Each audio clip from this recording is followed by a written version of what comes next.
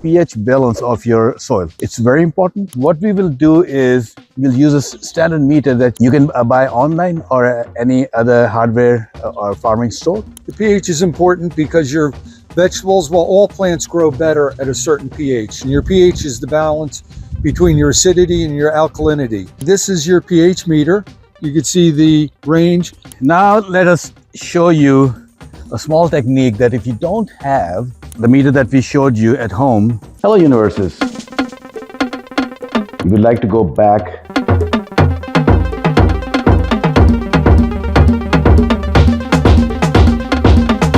and let's be friends together. We would like you to grow a garden this summer. No strings attached. We are giving vegetables and flowers seedlings for free. Hello everyone. Welcome with another episode of our channel, My Friend Bob. We have the privilege of Bob Amberg with us today. We'll discuss something which, not that I never believed in, but because of my laziness, I didn't do it properly, even though I had the tools to do it. And that's about checking the pH balance of your soil. It's very important. We will ask Bob some questions about it, the importance of it, and if something is more acidic compared to alkaline and you need the other way around, what could be the amendments that could be used to fix that issue. We will show you a technique which is very simple, that if you don't have the right tool, you could do it at home. We'll keep it for the very last, so keep on watching the video. But what we will do is we'll use a standard meter that you can buy online or any other hardware or farming store. It comes very handy. Just having it is a good thing to have, and it's not a big deal.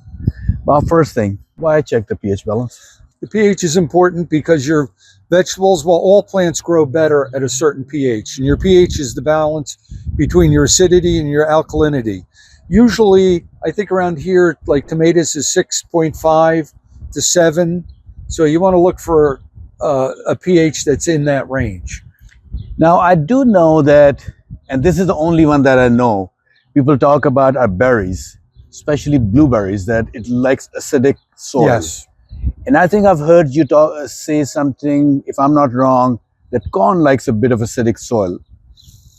No, I think corn more in the grass family. We're, again, more basic, not so acidic. We're definitely blueberries. That's why you find them down in the pine barrens or up in Maine, where it's a very acidic soil up there. So to be safe, we should, for all of us backyard gardeners, we should be around that 6.5 to 7 for most of our things. Right, between 6 and 7, say. So remember that, because you can go crazy. We will test some of our raised gardens just for me to realize one compared to the other should not be any different in my case. The reason being, especially these raised ones that you have seen in other videos, it has the same soil. We did a layering of mulched leaves last year or last fall, and then a few weeks ago we got organic mushroom soil, and you might have seen the video. If not, check it out. And we're checking the pH balance. That's not everything. So you need a good soil, as we had discussed before. We will check the pH balance, and then Bob always recommends that even after doing that and figuring out that how with the different amendments you can fix the issue of your pH. The last one will be using a fertilizer. So Bob, first thing, how to fix pH balance once you find, let's say it's on around 8. Well, there's a couple different ways. Well, you could do that. First, 8 would be a more alkaline soil. So it'd be, they would say that would be too sweet. So you'd want to bring down and make it a little bit more acidity. And usually with that, you would use something with sulfur or ammonium sulfate, I think is one. Anything with sulfur would be an organic way to increase the acidity a little bit. Now, if you're on the other end of the spectrum and you're coming up with like a 4.55, you're way too acidic, then you would use something like lime to amend that soil and to bring your pH up a little bit to get back into that 6 to 7 range. Now, since you said that, I remember somebody, he would always use lime every time he'll start his garden. He lived in the Midwest, Was that just a habit that he would do it, or is it always needed? Well, it depends on the way he gardens. If he's using a lot of organic matter, like mushroom compost, if you're using a lot of peat moss, things like that, that might be very acidic and might tend to increase the acidity in your soil. If he's doing that every year, then he might have to, but he really should break down and get a test done to see where he's at. So we talk about pH, and we will discuss this because it's important, not only finding the pH, but using what the kind of fertilizer in the soil. Bob, your recommendation? As a basic fertilizer, I would use a 5-10-5, something like that. Tends to be just a general purpose food. Again, a 5-10-5 would be good for everything. I think corn, Good, you but mentioned that doesn't over address there. the acidity as much as it does your general. But the 5-10, your acidity is critical as to the way that fertilizer is taken up. So once we figure out acidity and we have done whatever it needs to, then 5-10-5 will be the good. 5-10-5 would be fine for most of your garden plants. Okay, so generally speaking, you can buy just 5-10-5, a bigger bag, and Certainly, and use that as needed. so as I mentioned, we have this tool. Bob, you want to mention a bit about it? This is your pH meter. You can see the range right now. This is your testing rod right there. The pH meter is showing a 7 reading, which should be neutral, which should be because it's not testing anything right now. So it's right, that needle is right at 7. So we're going to go and test it into the soil. Now, when you do the soil test, the soil should be moist. It should not be wet or muddy, but it should be moist. So we're hoping that this is moist enough. It's a little dry, but it's not bad. I'm thinking it's going to be enough. So you take your rod, you insert it into the ground, and let's see. Slightly acidic. It's right on. Okay, every once in a while I'm getting a high reading, but that's probably from the organic matter in there. It's kicking in. So he might have to use a little bit. It goes back. So I think it's just from, this is mushroom compost, or what's the mulch on here? Mushroom. So again, it tends to be slightly acidic. I think what's happening every once in a while, it's hitting a piece of the mushroom soil, and it just takes, see, it's getting back down there. So what you probably want to do is put a little lime on this before you start growing, but you are already starting some seedlings and stuff, and you can see stuff is growing well. Again, it's right back down. This is now, it's showing a little 6.5. So it's right in where you want it to be. So Bob, if we check a couple of the other ones and see where we're at, because I said readings should be the same. We have done the same kind of a. Again, looking at a 7, 6.5 to 7, which is not bad. That's right about where you want to be. And again, you can see you got some nice stuff coming up in here. Right down into that 7. So you're really not going to have to amend it. You know, a couple handfuls of lime would probably go a long way.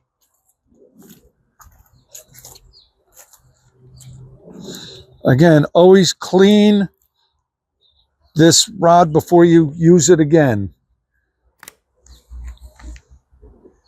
Again, we're looking good. We're right back at that 7, 6.5. So it's right about where you want to be, even though you're using, you know, the mushroom compost on top.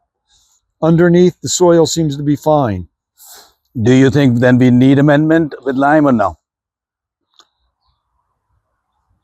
I wouldn't go out and buy it, but if you had a handful, it's not going to hurt just to spread it on top to make up for that organic matter, the mushroom compost.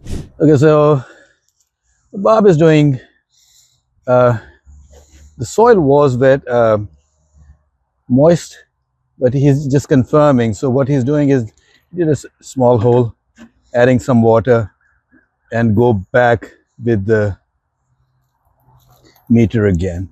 So Bob, here you go.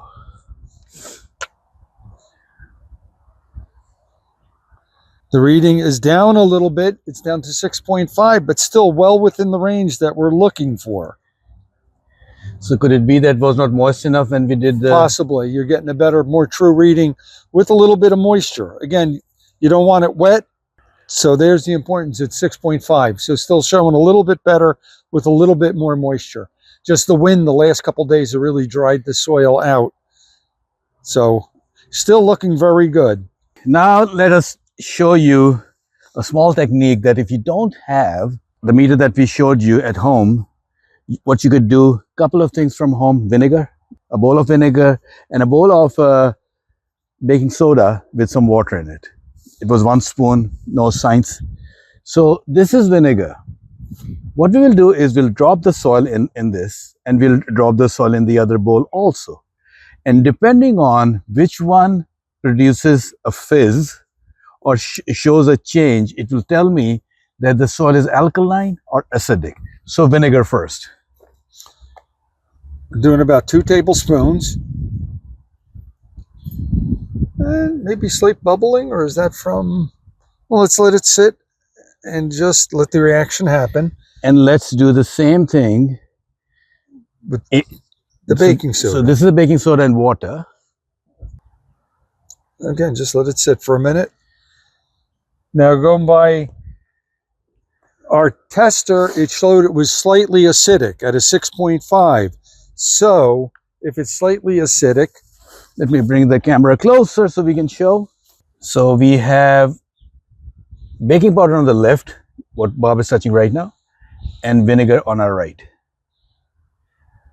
I think bubbles are happening more in the baking. Yeah. Baking soda. Which would make sense.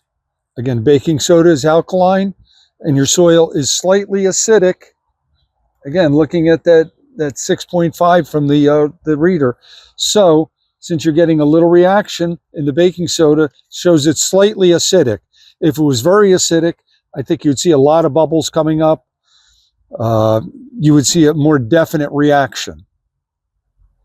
And if I come to vinegar, you're getting a little bubbling, but not hardly as much. Anything. Yeah. And since these are soil particles, not each particle will be the same. So exactly. That could make a difference also. It could be reacting just to certain particles in there. And especially something like an organic mushroom compost soil has more things than just soil in it. And the vinegar could react to that, or yes. So before we... Yeah, you're definitely seeing a little bit on the baking soda. Baking soda. Which is good to know. Does show this. Bob, you're going to do another test just so that people can see, just next to it. No, with our meter. Sure. So same spot that he was pulling the soil. And we'll go a little deeper. The meter. And again, you're right at that 6.5. It's pretty consistent. So I think we're looking good. So both the meter and your soil test, your homemade test. Soil test show the same result. So you can do that. Yes. So here we go. This was testing a pH balance on our raised gardens. We'll go ahead and do all of the rest of them, that if we need any amendment. I just hope that you saw something new. Again, Bob's knowledge is always helpful. So not only he discussed about the pH, but also mentioned what kind of a fertilizer one needs to use for a backyard gardener. That said, we were also able to show you home-made technique, or homegrown technique, if you want to call it that way. We did get the same result what we got from the meter. There are many meters which are on the market. There are some that sophisticated that they also check the temperature of the soil and many other things. Or you have other kits where there are some tubes that you mix. Definitely, you can get kits to test that acidity.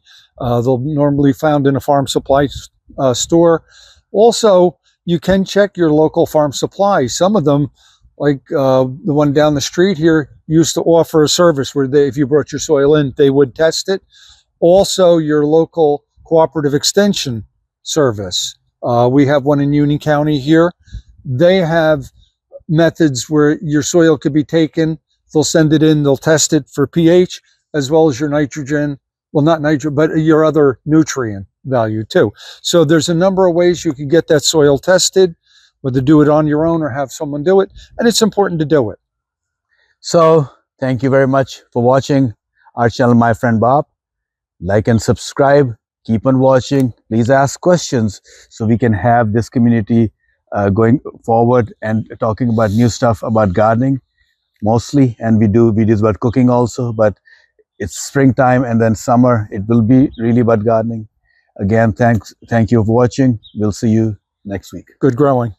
Thank you.